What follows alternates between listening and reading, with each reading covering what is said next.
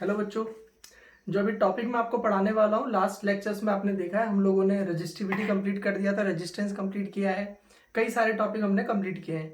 आज जो मैं टॉपिक आपको पढ़ा रहा हूँ ये बहुत कॉन्सेप्चुअल कॉन्सेप्ट है और अक्सर पेपर में पूछा जाता है। अगर नहीं भी पूछा जाए तो बेसिक कॉन्सेप्ट के पॉइंट ऑफ व्यू से हमें पता होना चाहिए। देखिए, पहले वैसे ही बात करते हैं जैसे हमने रेजिस्टेंस की बात करी थी और रजिस्टिविटी की बात की थी। तो जैसे हमने बोला था R is equal to rho L upon A की बात की थी, तो हमने रो को बोला था रेजिस्टिविटी या फिर स्पेसिफिक रेजिस्टेंस हमने बोला था रो को। R equal to rho L upon A की जब हम बात करते हैं तो रो हमारा स्पेसिफिक रेजिस्टेंस या फिर रजिस्टिविटी कहलाती है।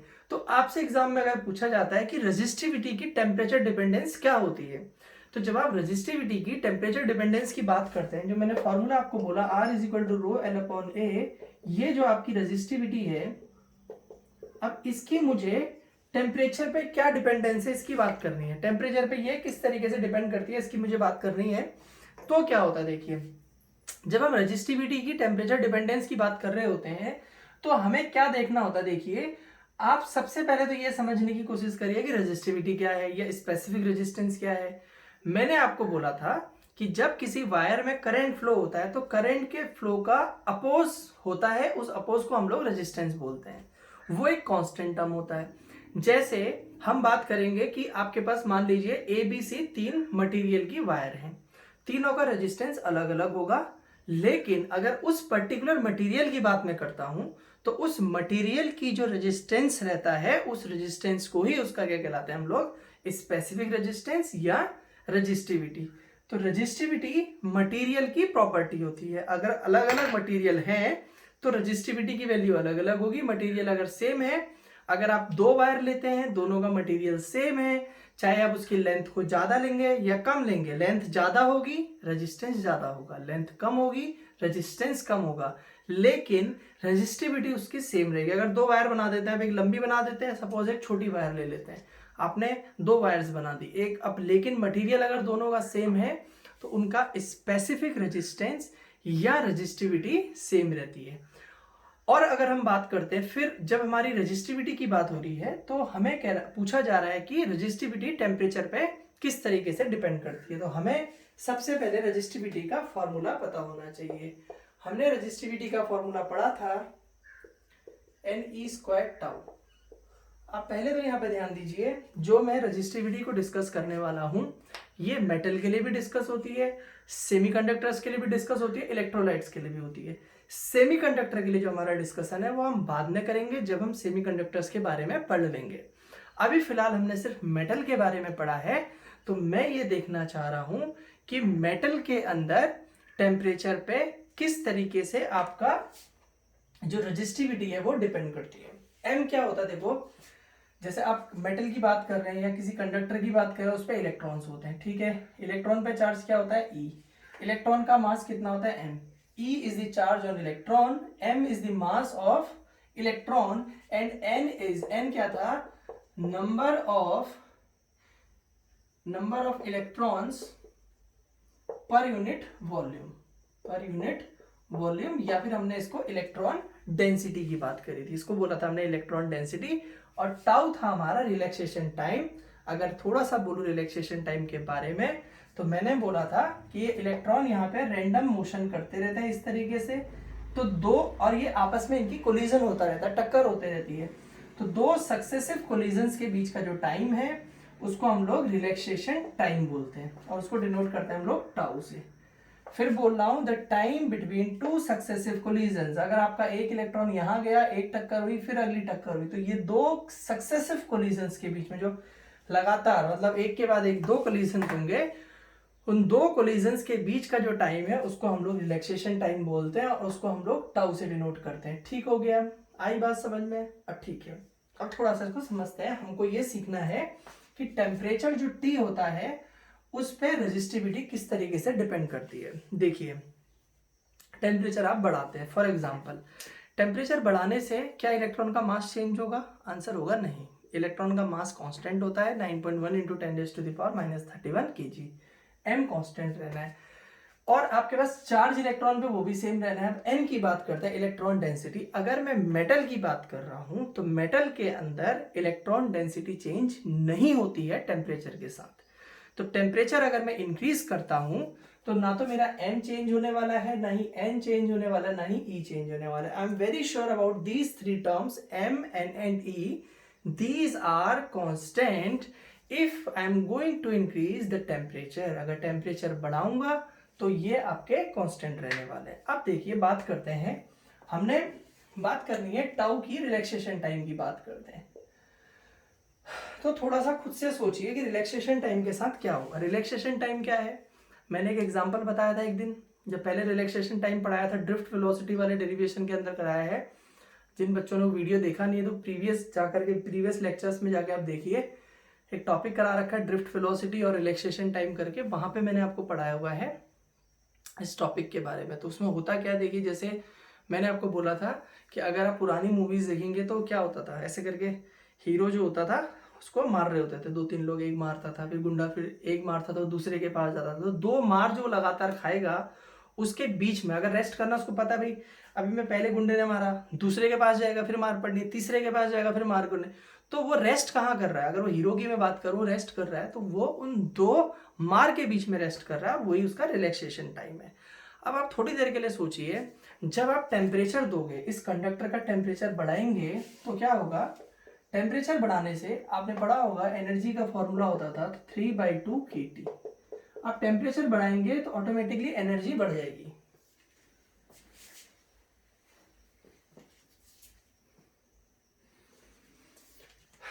टेम्परेचर के बढ़ने से जो इलेक्ट्रॉन है, इलेक्ट्रॉनों की एनर्जी बढ़ जाएगी। अब टेम्परेचर बढ़ने से इलेक्ट्रॉन की अगर एनर्जी बढ़ती है तो इसका मतलब क्या होता है, सोचने की जरा जरूरत है। होगा क्या भाई, इलेक्ट्रॉन तो ताकतवर बन गया है। अब इलेक्ट्रॉन तो भाई जो अब ताकतवर है तो किसी को कुछ समझने वाला नहीं है, वो इनको बाकी इलेक्ट्रॉनों को भी नहीं समझेगा कुछ। तो वो क्या कहेगा, भाई मेरे को ताकत आ गई है और मुझे अब टकराना है। तो वो क्या करने वाला है, जो बाकी के इलेक्ट्रॉन्स हैं उनसे उसका कोलिजन स्टार्ट हो जाएगा। तो आप खुद से सोचो कि एक वो इलेक्ट्रॉन जिसके पास कम एनर्जी थी, अगर आप सोचते हैं टेम्परेचर बढ़ा, टेम्परेचर बढ़ने से एनर्जी बढ़ी, इसके पास किस फॉर्म में एनर्जी है? मूविंग पार्टिकल के पास काइनेटिक एनर्जी होती है।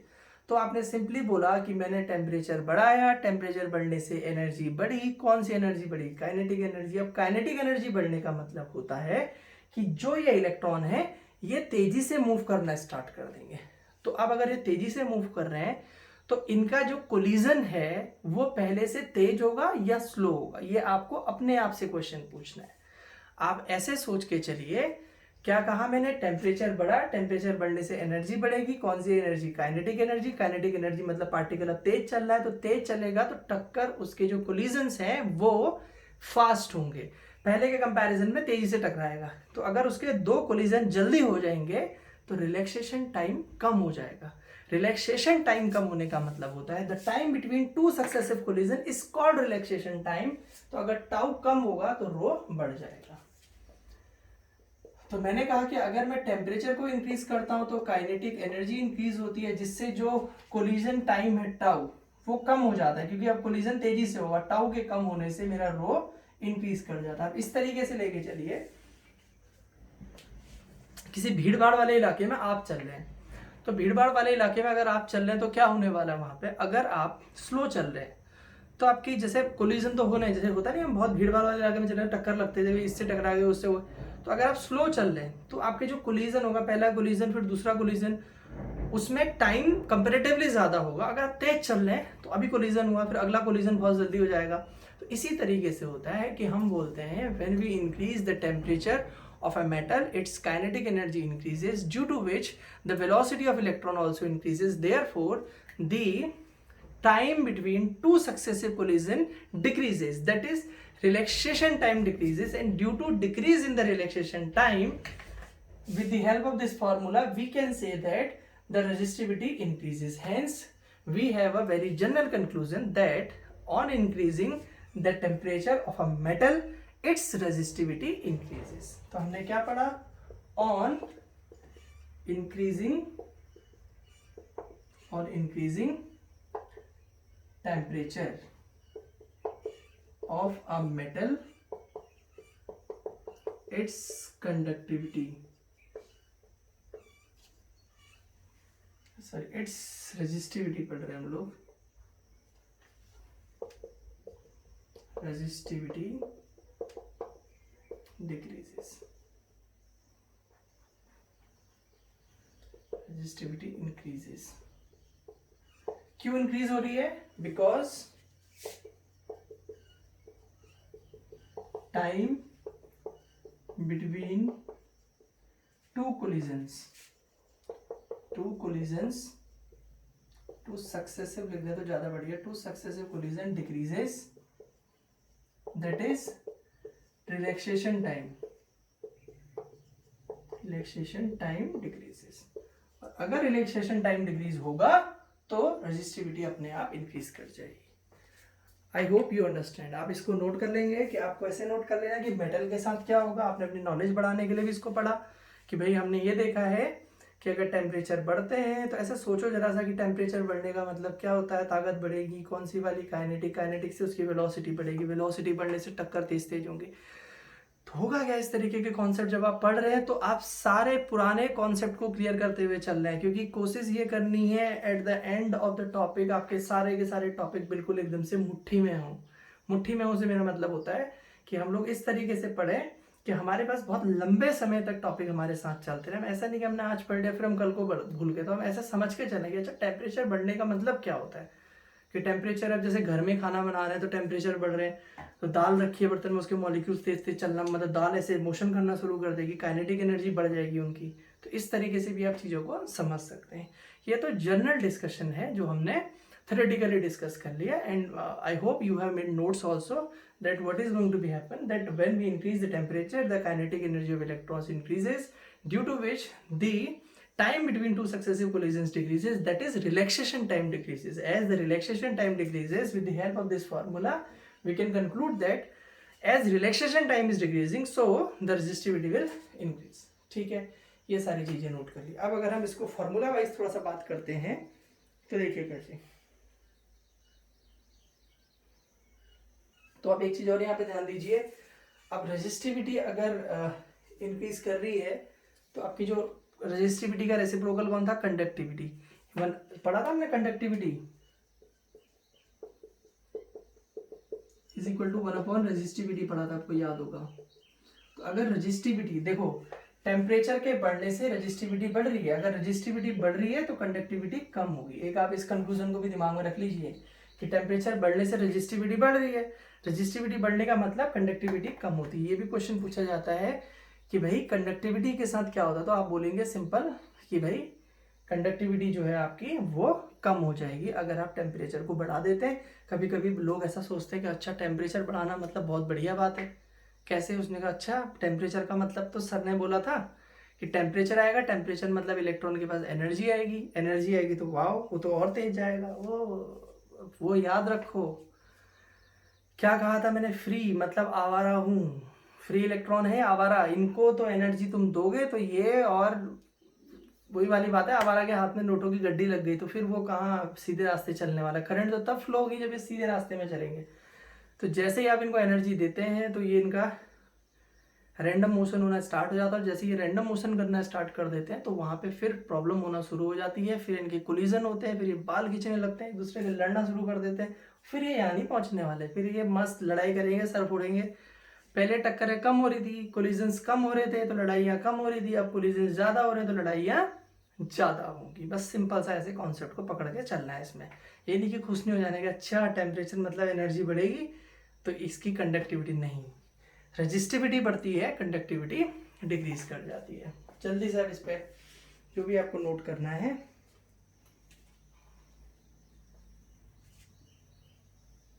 एक लाइन लिखिए आप तब तक, इसको नोट अगर कर लिया है। For most of the metals, the resistivity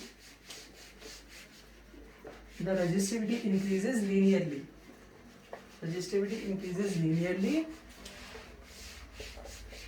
with temperature, resistivity increases linearly with temperature।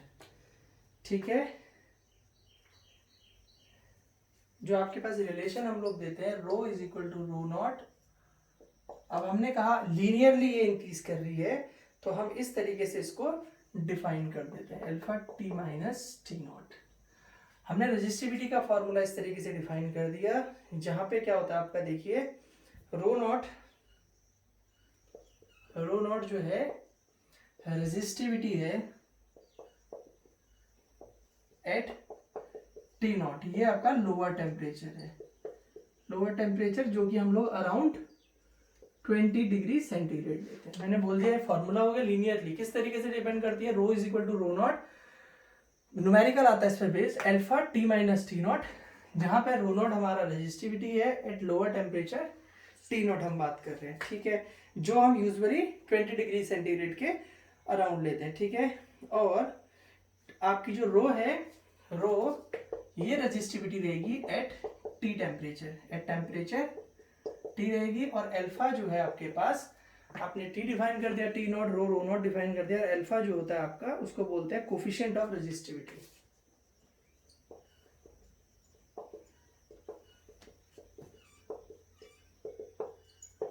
Coefficient of resistivity.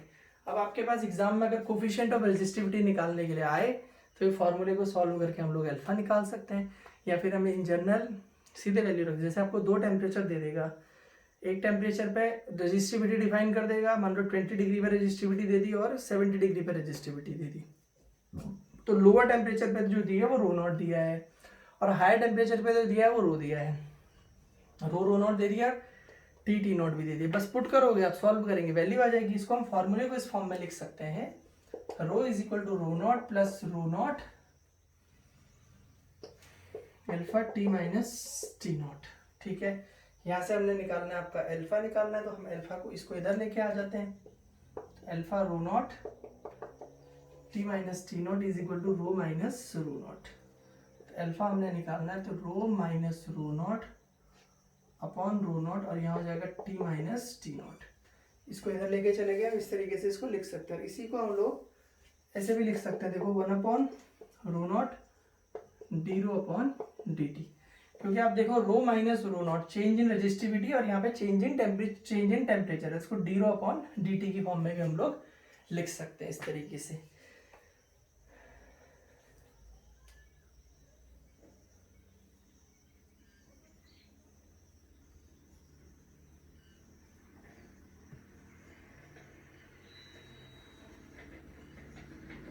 अब हमें बात करनी है, मान लीजिए अभी रेजिस्टिविटी का आपने फॉर्मूला डिफाइन कर दिया, आप इस तरीके से इसको लिख सकते हैं, ठीक है। अगर आपको इसको डिफाइन करना है, सपोज कि आपकी रेजिस्टिविटी, कोफिशिएंट ऑफ रेजिस्टिविटी को डिफाइन करना है, देखिए रो नॉट पहले रेजिस्टिविटी थी, रो रेजिस्टिविटी आपकी बाद में होगी। अगर सपोज आपको डिफाइन करने के लिए बोले तो आप कैसे डिफाइन करेंगे, आप बोलो कि सपोज आपने रो नॉट को 1 लिख दिया, ठीक है, यूनिट रेजिस्टिविटी के लिए, और आपके पास टी माइनस टी नॉट भी मैंने मान लो 1 कर दिया, तो अल्फा जो है रो माइनस रो नॉट के हो गया।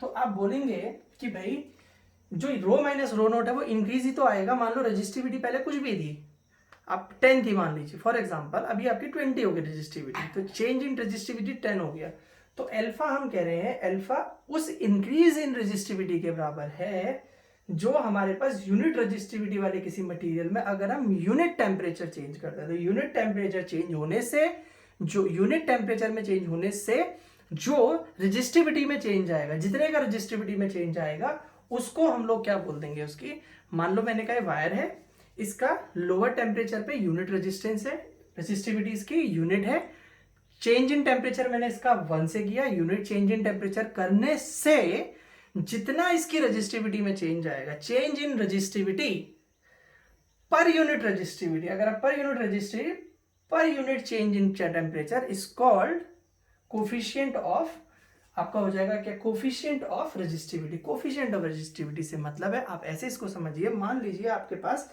इस तरीके से 2 रॉड है, ठीक है, आपने इसको भी गर्म किया, इसको भी गर्म किया, आपने दोनों में कहा कि टेम्परेचर का चेंज होता है, मैंने दोनों के लिए एक लोअर टेम्परेचर पे दोनों के लिए फिक्स वैल्यू कर दी है। अब मैं दोनों का कंपैरिजन करता हूं, जिसमें रेजिस्टिविटी का चेंज ज्यादा होगा मैं उसका कोफिशिएंट ऑफ रेजिस्टेंस ज्यादा बोल दूंगा। ठीक हो गया। जैसे मान लो इसमें 10 से 20 हो जाती है, इसमें 10 से 30 हो जाती है, तो इसमें चेंज 20 का है, इसमें चेंज 10 का है। तो इसका मतलब इसका coefficient of resistance, coefficient of resistivity ज्यादा होगा और इसका कोफिशिएंट ऑफ रेजिस्टिविटी कम होगा। इसके कोफिशिएंट ऑफ रेजिस्टिविटी ज्यादा होने का मतलब हो गया कि इसमें रेजिस्टिविटी में चेंज ज्यादा हो रहा है, मतलब इसके इलेक्ट्रॉन्स का जो कोलिजन होगा वो बहुत तेज होना शुरू हो जाएगा। इन दोनों के अगर कंपैरिजन में बात करता हूं तो मैं इंटरनल स्ट्रक्चर को डिस्कस कर सकता हूं, क्योंकि resistivity is the property of material. मुझे रेजिस्टिविटी के बारे में अगर पता है तो मैं मटेरियल के बारे में बता सकता हूं कि मटेरियल कैसा होगा। तो इसका मतलब इसमें 1 डिग्री से तूफान ज्यादा आने वाला है। इसके पार्टिकल तेजी से रैंडम मोशन करना शुरू कर देंगे, इसके वाले हवा आने दे, मतलब किसमें कम फर्क पड़ने वाला है, इसमें फर्क आपका ज्यादा पड़ने वाला है।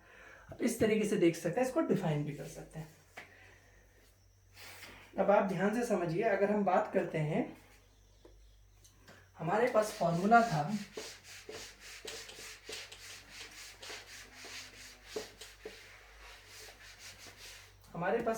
था R is equal to rho L upon A. यहां से हम साफ साफ देख लें कि R is proportional to rho, जो आपका रेजिस्टेंस है वो रेजिस्टिविटी के प्रोपोर्शनल है।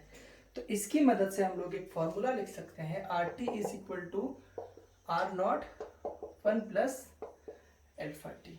ठीक है, हमने फॉर्मूले के हिसाब से जो पीछे हमारे पास फॉर्मूला आ रहा था, जैसे हमने पीछे फॉर्मूला देखा अभी रो वाला दिखा था, उसी तरीके से हम R T is equal to are naught 1 plus alpha T के फॉर्म में हम लोग लिख सकते हैं। आर टी क्या है आपका, रेजिस्टेंस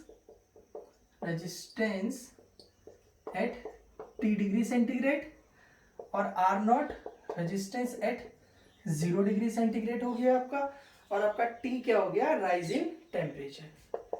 टी आपका राइज इन टेम्परेचर। जैसे आपसे इस तरीके के यहाँ पे क्वेश्चन पूछ दिए जाते हैं कि मान लीजिए किसी मेटल का टेम्परेचर 20 डिग्री सेंटीग्रेड से बढ़ा दिया जाता है और 0 डिग्री पर उसका रेजिस्टेंस कुछ आपको दे दिया जाएगा, तो न्यू रेजिस्टेंस क्या है। तो बहुत सिंपल सा फॉर्मूला है, आप इस फॉर्मूले को अप्लाई करते हैं और इसको सॉल्व करेंगे तो आपका 2 मिनट में आंसर निकल जाएगा, कोई प्रॉब्लम नहीं है। अब हम आगे बढ़ते हैं बच्चों, एक एनसीईआरटी बेस्ड एक प्रॉब्लम आपको मैं करा रहा हूं।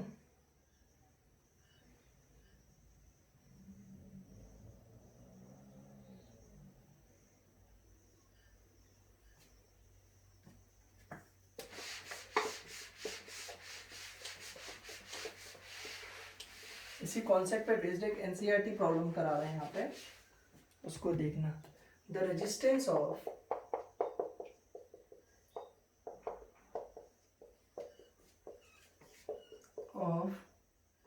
Platinum, the resistance of platinum मैं क्वेश्चन को थोड़ा सा शॉर्ट करता हूँ। एट आइस पॉइंट इज 5 ओम। जो लोअर टेम्परेचर है आइस पॉइंट पर उसकी वैल्यू 5 ओम है, एंड स्टीम पॉइंट पे एट स्टीम पॉइंट 5.23 ओम। तो देखिए जो 5 ओम का रेजिस्टेंस था आइस पॉइंट पे, आइस पॉइंट से अगर मैं उसको स्टीम पॉइंट तक गर्म करता हूं तो रेजिस्टेंस बढ़ के आपका 5.23 हो जाता है, मतलब उसका रेजिस्टेंस में इतने का राइज हो जाता है।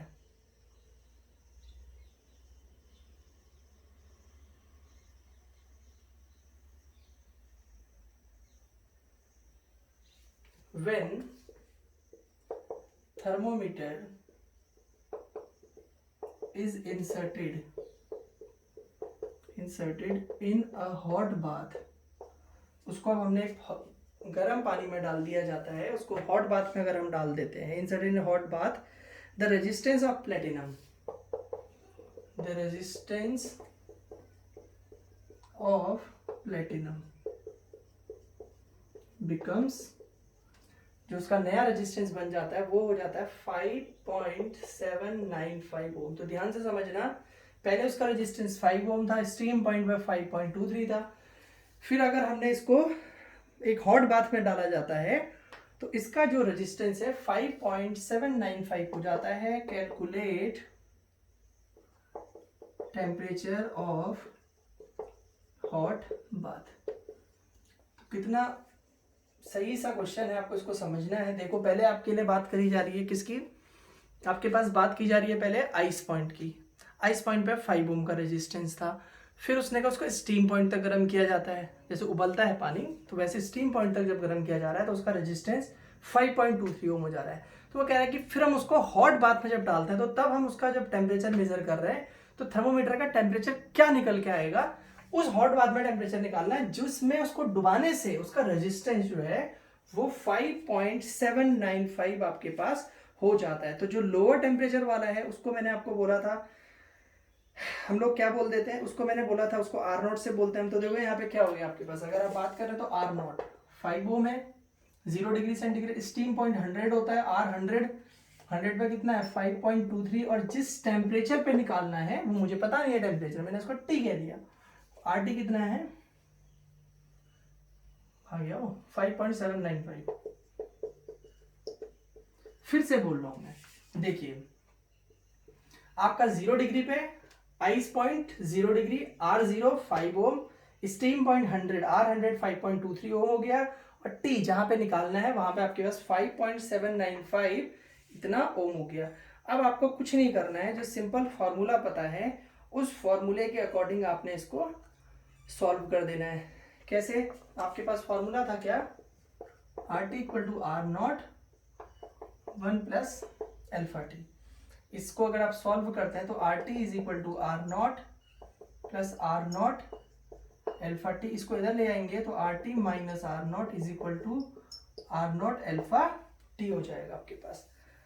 अब आपने क्या करना है, इसको इक्वेशन नंबर सपोज मैं 1 कह देता हूं, R T minus R naught. ये देखो ना, एक जोड़ा बना देता हूं मैं 0 और टी के बीच का, एक 0 टेम्परेचर और टी का कंपेरिजन, एक फार्मूला वहां बना दूंगा और एक 0 वाले के साथ और 100 वाले के साथ बना देता हूं। देखो दो रिलेशन बना देते हैं हम करने वाले क्या है, जैसे हमने टी और 0 में बना दिया ना, 0 से आप ऐसे सोचो एक बार, 0 से टी हो रहा है, एक 0 से 100 वाला हो रहा है। तो क्या फॉर्मूला है, R T is equal to R T is equal to are naught 1 plus alpha T था, मल्टीप्लाई किया R naught plus R naught alpha T, इसको इधर लेके आ गए तो आर नॉट एल्फा टी हो गया।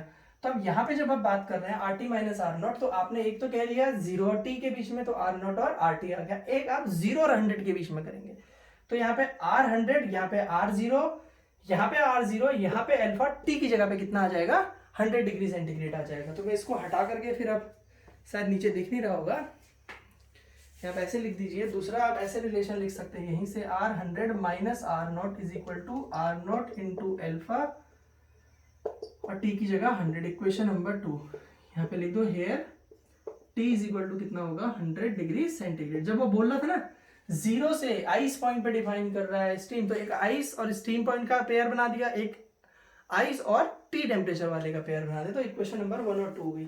बस इनको डिवाइड कर देते हैं।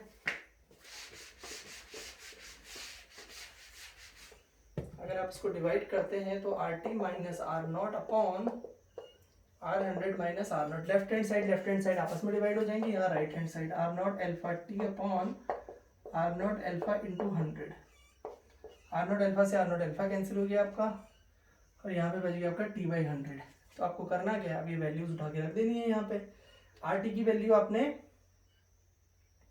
कितनी दी है 5.795 minus 5 upon 5.23 minus 5 is equal to T upon 100 हो गया। ठीक है,